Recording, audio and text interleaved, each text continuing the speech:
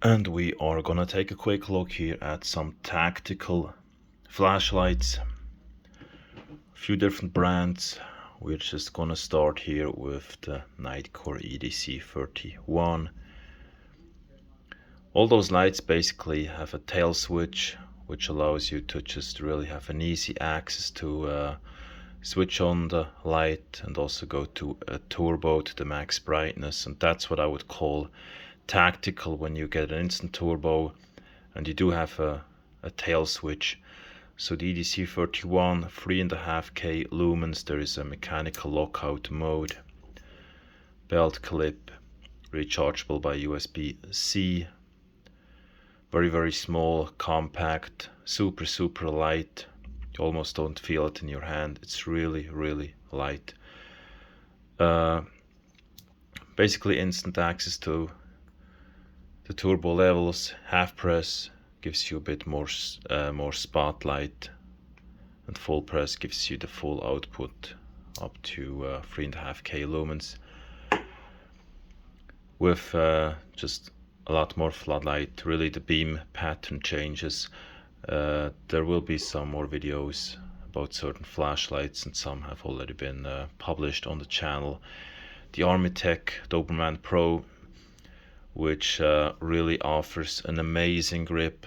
I love the tactical switch here. It just really sticks to your hand, so the grip is absolutely perfect on this flashlight. And also here you do have an access to turbo instantly. I think we're not going to switch on every single light now, but you can see the similarities. They all really just have a tail switch that you can press easily. You could also wear gloves, of course. I would say probably on the Nitecore here, depending on how you press it, it's probably gonna be a bit more challenging with gloves than compared to the Doberman Pro, which really has this, I would say the tail switch is just a bit more easily accessible. Anyways, moving on to the Klarus XT11 GT Pro version 2. This light is really being sold extremely well. 2 switches on the tail, so basically a main switch to switch on and off the flashlight. You always get instant turbo when you switch it on when you're in the tactical mode, and with the mode switch you get an instant access to strobe. And really, some lights, they have different settings or different modes, just like the Klarus here, and also the next one, the Fenix TK22R, which allows you to change the mode up here.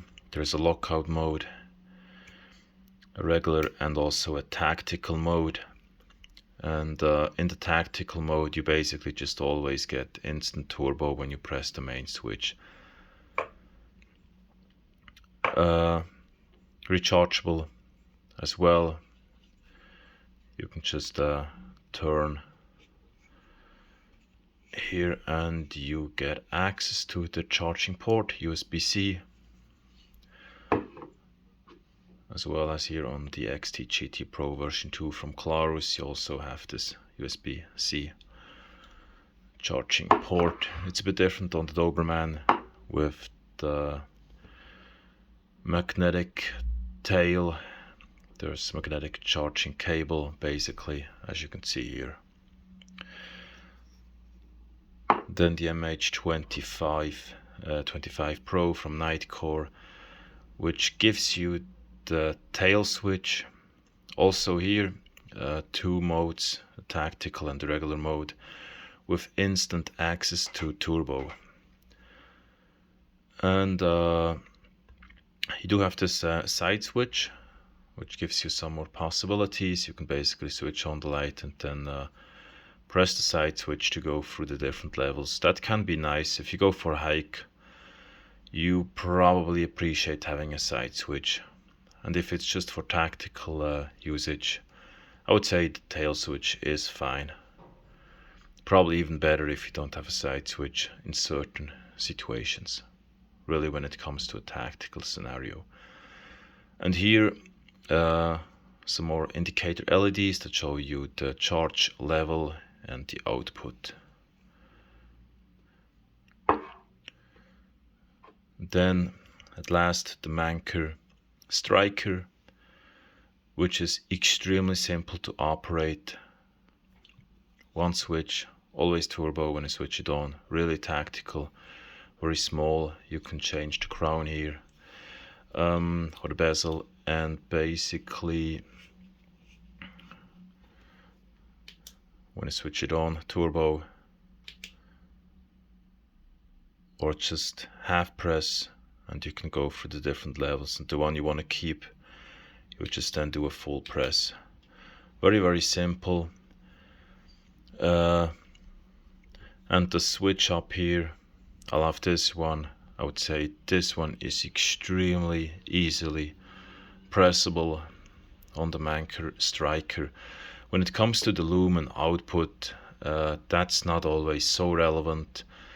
Of course, when you take a look at the MH25 Pro, what really changes here on this one, this has a massive spot, or extremely strong spotlight compared to the other ones. But and also the Manker Striker, very, very focused. But basically the lumen levels, they are quite similar. Usually the range is from around 1,500 lumens up to 4,000 lumens on a flashlight in this category, in this size. And you probably don't even want to have too many lumens there, because what that does is it just drains the battery, or takes a lot of battery power when you go high on a lumen output, and also it generates heat. So usually those lights cannot run in turbo for too long. Usually in about 1 minute, 2 minutes, they step down slowly with the brightness to avoid overheating. And that just happens in basically all those lights in this size. And again, when it comes to the lumen output, the more lumens you have, sometimes that can be a negative point, because the light is going to be just reflected back to you. And in a tactical situation, sometimes you don't want to have too much light indoors. So these are some facts about tactical flashlights. When it comes to the battery, on the EDC31 from Nitecore, the battery is built in. On the others, you can just take the battery out, and it's not the same size on all of those lights. We got 18650 batteries, or here on the Manker Striker, an 18650. I think this one from Nitecore, the MH25 Pro, has a 21700 battery. I think this should be the same on the one from Fenix, the Klarus as well, and on the Doberman Pro from Armytek we got the 18650 battery. But these two battery types, that's usually what you get for a tactical flashlight. And I would say the new models, they usually offer you a USB-C charging port, and alternatively you can almost always use an external charger to also charge up the battery. So that's another possibility. But usually those new flashlights now coming onto the market, they are with a USB-C port, or just basically some USB port. And yeah, that's about it. If you want to know more about flashlights, searchlights, camping lights, basically just a few different portable lights, all kind of different categories, just subscribe to the channel. There will be more videos. Check out the online store for Switzerland, muelleroutdoor.ch. The link is also in the profile, in the description of the video.